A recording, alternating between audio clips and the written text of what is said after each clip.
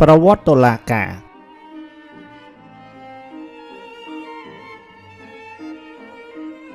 តុលាការមានការជាប់ទាក់ទងនឹងការបង្កើតរដ្ឋសាស្ត្រដែលមនុស្សបានបង្កើតឡើងតាំងពីយូរណាស់មកហើយក៏ប៉ុន្តែនៅក្នុងចំណោមរដ្ឋដែលចាស់ជាង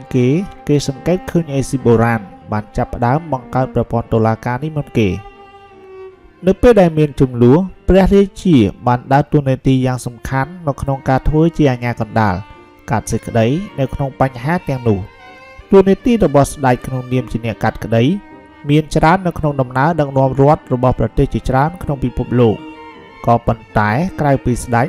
ការកាត់ក្តីក៏មានដែរតាមទំនៀមទម្លាប់អរូបីនៅក្នុងវប្បធម៌ជាច្រើននៃសង្គមមនុស្ស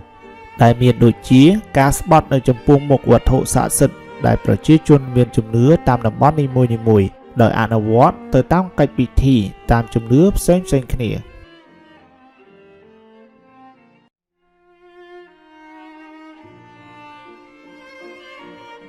ជាទូទៅក្នុងដំណើរដឹកនាំរដ្ឋតុលាការជាផ្នែកមួយយ៉ាងសំខាន់នៅក្នុងការកំណត់របៀបរៀបរយនៅក្នុងសង្គមតាមរយៈការផ្ដល់យុត្តិធម៌មួយដែលភាគីជម្លោះអាចទទួលយកបានជាងនេះទៅទៀតនិរន្តរភាពនៃយុត្តិធម៌ក្នុងការកាត់សេចក្តីបានធានាដល់អាយុជីវិតនៃការដឹកនាំរដ្ឋរបស់មេដឹកនាំផងដែរពីព្រោះបើគ្មានតុលាការត្រឹមត្រូវនោះទេមនុស្សនៅក្នុងសង្គមនឹងកើតទុក្ខមិនសុខចិត្តរហូតដល់ការចេញតវ៉ាជាសាធារណៈពីសេចក្តីអយុត្តិធម៌នេះទៅក្នុងសង្គមទាំងមូលជាលទ្ធផលមនុស្សក្នុងសង្គមភាគច្រើនតែងតែឲ្យតម្លៃពីភាពឈឺចាប់ដែលកើតឡើងពីភាពអយុត្តិធម៌ទាំងនោះការតវ៉ារបស់ប្រជាជនក្នុងបញ្ហាជាច្រើនត្រូវបានគ្រប់គ្រងដោយប្រព័ន្ធតុលាការដែលត្រូវបង្កើតឡើងដោយច្បាប់ចំពោះការកាត់សេចក្តីរបស់ព្រះរាជាក៏ដូចជាការស្បត់នៅចំពោះមុខវត្ថុស័ក្តិសិទ្ធិមិនអាចកាត់សេចក្តីបានត្រឹមត្រូវទាំងអស់នោះទេ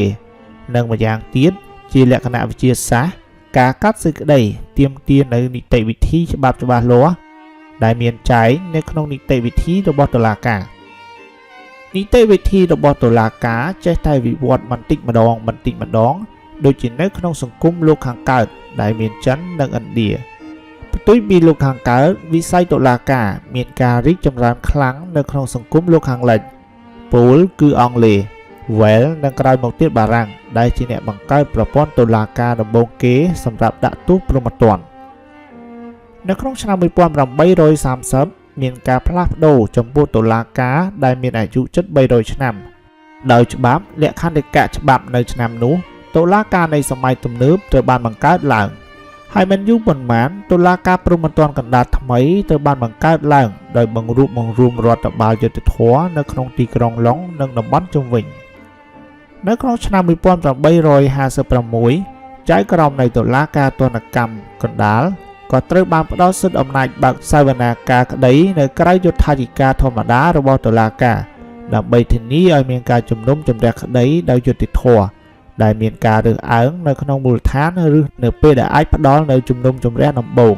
ហើយដើម្បីជៀសវាងការពន្យាពេលដែលពាក់ព័ន្ធនៅក្នុងការរងចាំសវនាការ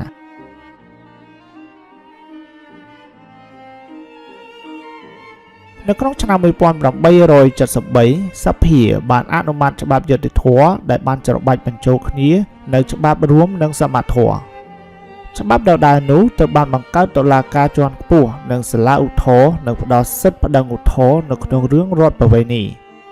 សិទ្ធិប្តឹងឧទ្ធរណ៍ព្រហ្មទណ្ឌនៅតែមានកម្រិតរហូតដល់ការបង្កើតតុលាការឧទ្ធរណ៍តាមច្បាប់រដ្ឋធម្មនុញ្ញព្រហ្មទណ្ឌនៅក្នុងឆ្នាំ1907ជារួមការបង្កើតប្រព័ន្ធតុលាការបានវិវត្តអស់ច្រើនសម័យកាលទម្រាំពិភពលោកទាំងមូលបានអនុវត្តប្រព័ន្ធយុត្តិធម៌នេះដោយវាបានក្លាយទៅជាស្ថាប័នឯករាជ្យមួយដែលមានសិទ្ធិដោះស្រាយវិវាទបែងចែកជា3កម្រិតពោលគឺមានសាលាដំបូងសាលាឧទ្ធរណ៍និងចុងក្រោយតុលាការកំពូល